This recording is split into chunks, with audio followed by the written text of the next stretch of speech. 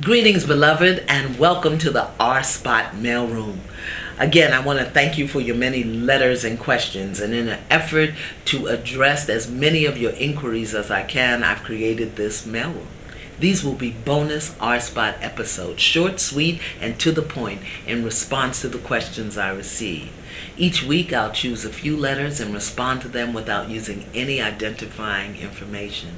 In this way, everyone can benefit as I address the many common issues that I know are out there. So if you have a question, you can send me a brief, I do mean brief, email, communication, or video to iyanlasfixins@gmail.com. Now, here's a tip. The more clear, concise, and to the point the letter is, the greater is the chance that I will get to it. So here's a letter. It comes from a grandmother who feels she has become a crutch for her daughter who is a single mom. She starts out with, "Beautiful Iyanla." I love that.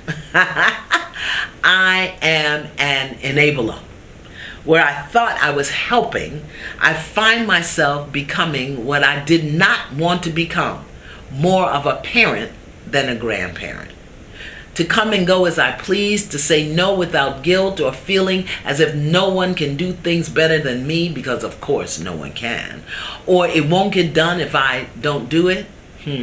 That's where I am. Now my grandson is a wonderful 5-year-old. He is smart, loving, inquisitive, fearless, talented, all the things little boys should be. But at 61, soon to be 62, I still have goals and dreams that I want to pursue. But I find myself being knocked off my square many times, more often than I like. My grandson's parents are no longer together. I love the fact that she spells grandson, Grandsun. My grandson's parents no longer live together due to some abuse. His mother, my daughter, has not talked to the father in a year. She needs to watch episode 8 on co-parenting. My grandson is picked up and dropped off at my home. My daughter relies on me way too much for backup and to tell her what to do. I know she doesn't see it that way, but I need some tools and guidelines to cutting the apron strings. While I want to be an even more awesome grandma, she calls it a yaya, I want my daughter to be an even more awesome mom. Would love some help.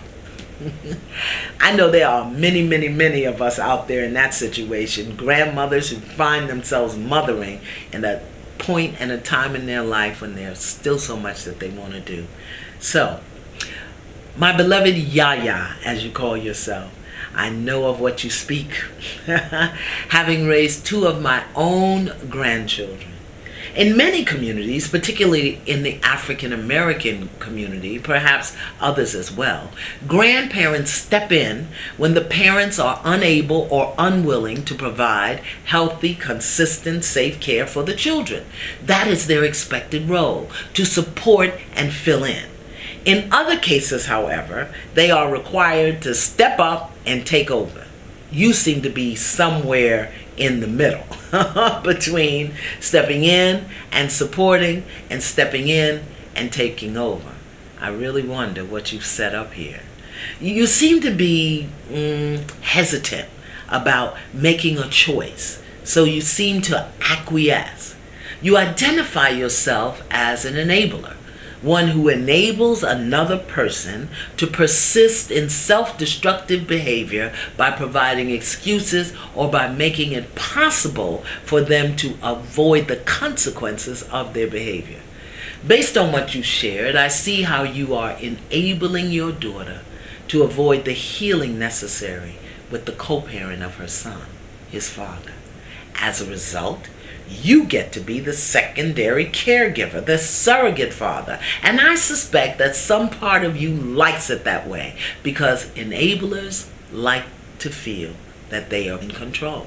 Yes, if you're an enabler, you're also a control freak. So I would coach you to reconsider your role as one where you step in and not take over. You are in the support role, and it is your daughter who gets to ask for support based on what she needs. And granny, you get to say no. At your age, self-care, self-support, and self-honor must be your priority. Now, it would be different if your daughter was disabled, if she had a health issue, if she had a legal issue and couldn't be there. But she's there. Let her be there and fully present. While I know you love and adore your grandson, the real issue is, how are you crippling your daughter? With you as the co-parent, she need not establish peer support. She need not do her own healing work. She need not stand on her own as a powerful, capable mother and woman. She has you, denying yourself and your life to pick up the slack. So here's a question for you, Yaya.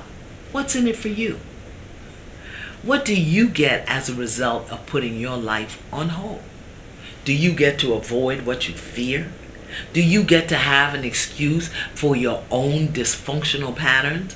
Do you get to be in control and complain about it? That's just a few things to consider. Because you see, the subconscious mind may be running amok. Here's a clue for you.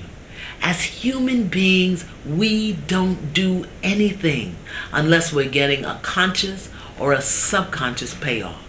So how do you recreate this into a win-win situation where you're not in your pattern and your daughter gets to heal? First, establish some boundaries with your daughter. Communicate to her what you will do, what you can do, what you will not do, and what you cannot do. Yes, that means saying no, and you will feel guilty for a while, but the guilt will not kill you, okay? No one has ever died from guilt. Second, encourage your daughter to get clear and healed with her son's father. I noticed that you said that there was some domestic violence involved. However, if he's so bad, so frightening, why is she allowing her son to be with a man she's afraid of? It could just be that you have enabled her to avoid him. So, how's that working for you? Unless your name is Greyhound, a station where people get picked up and dropped off, you may want to reconsider your role in your daughter avoiding her role. Finally, love yourself and your daughter enough to see her as capable, responsible, powerful, a woman who is able to handle her business. She relies on you because somehow, consciously or not, you may have allowed her to believe that she was not capable. Forgive yourself for that and make another choice. Focus on your dreams and your goals. Create a powerful vision for your life.